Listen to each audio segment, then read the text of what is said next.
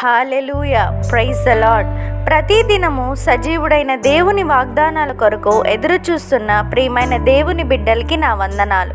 ఈ దినము పరిశుద్ధమైన దేవుడు జీవ గ్రంథంలో నుండి మన కొరకు ఇచ్చిన వాగ్దానం యెషయా గ్రంథము 64వ అధ్యాయం 8వ వచనం.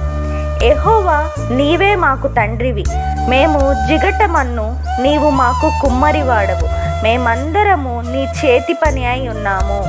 Amen. Verse of the day, Isaiah chapter 64 verse 8.